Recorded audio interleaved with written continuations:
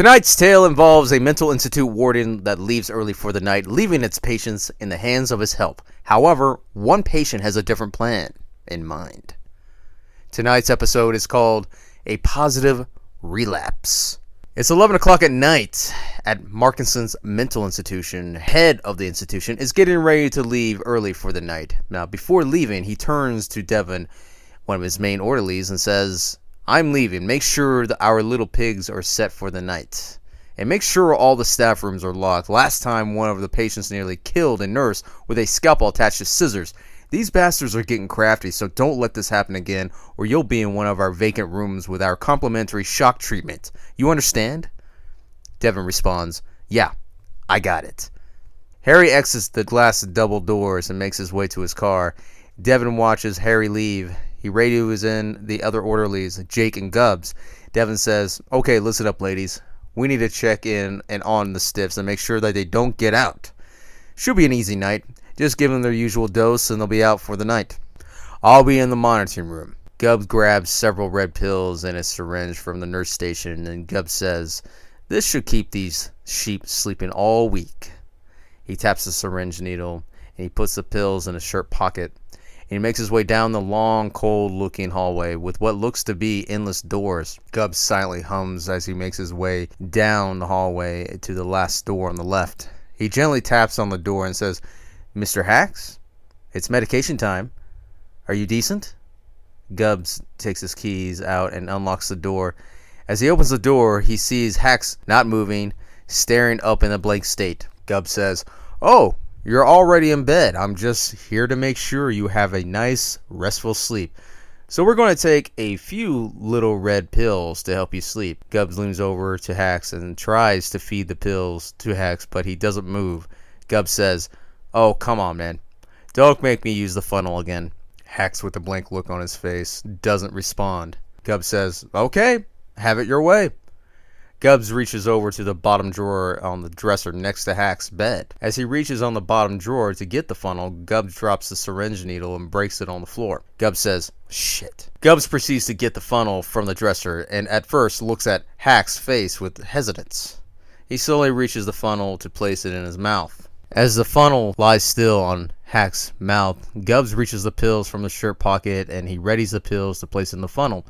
Seconds later, Hack's left hand grabs Gubbs' throat, squeezing hard. Hack uses his other hand and slashes Gubbs' throat with a hidden scalpel. Gubbs, in surprise and in terror, gasps for breath. Hack then quickly gets out of bed, takes the funnel out of his mouth, and jams it in Gubbs' mouth. Hack plunges the scalpel in his chest. Gubbs falls hard to the floor, and Hack sees the dorm keys sticking out of the Gubbs' pocket and takes them. Hack slowly walks away as the pool of blood spreads, as the sound of gurgling slowly dies down from Gubbs. Jake, the other orderly, takes a beer he stored in the insulin storage. He makes his way into the TV room. With a laid-back attitude, he turns on the TV, flipping channel to channel. He sits down on the couch, taking sips of his beer, and continues to flip through. Taking sips of his beer, he continues to flip through channels and stops on the news. He is quickly unamused on what the news says and flips through the channels again. Jake says, "Never is anything on here. Would it kill them to get the female entertainment on this?" Jake decides to stop on a channel showing cartoons. He laughs for a second. He suddenly hears the sound of squeaky footsteps slowly approaching the TV room. Jake notices as he was about to take another drink of his beer, he turns his head toward the entrance of the room. As the TV stays on, he continues to hear the squeaky footsteps slowly approaching. Jake says, "Gubbs, is that you?" Jake shrugs off the sound and continues to watch TV. Jake once again hears the same noise, but it's coming from a window, but it's a different sound as a tap, tap, tap continues to keep hitting the window. Jake starts to get concerned. He turns off the TV. He gets up. The tapping gets more rapid. Jake looks over to the cage window. He looks left and he looks right. He doesn't see anything but darkness. He pulls his keys out to unlock the window further, investigates. Suddenly, a man's burnt-looking face peeks up against the glass. He slams his hand on the glass and gives a grin. Jake is startled by the patient and falls back on the couch, losing his footing. Seconds later, Two large hands holding two electrical prods. He places them firmly on the sides of Jake's head, and then he pushes the buttons, and the shock goes instant, giving mere seconds of Jake's struggle with a petrified look on his face as the electrical current flows through his skull, killing him. Jake's radio is heard from under the couch as the sounds of Jake's demise continues. "Hey, did you lock the staff doors? The screw is on my ass again about it." Devin calls out to Jake. "Jake, hey, did you lock the staff room doors yet? The screw is on my ass again about it, and I really don't want to have my balls on the shock table when he gets back." Devin is sitting in the monitor room, reading patient files, being amused of what he reads. Devin says, "Wow, these guys are messed up. 30 times. Wow." As Devin reads patient files, a glimpse of Hacks is seen on the monitor, walking casually towards the monitoring room. Devin takes a bite out of a donut. He comes across a patient file that draws his interest. Devin says, "Oh, you seem to be the golden boy here. All those years ago. No wonder they want to keep your ass here." A knocking is heard at the door. Devin, startled, he quickly turns around and gets up from the chair. He hears knocking again. With a surprised yet terrified look on his face, he sees Hacks standing outside the door, just staring at him.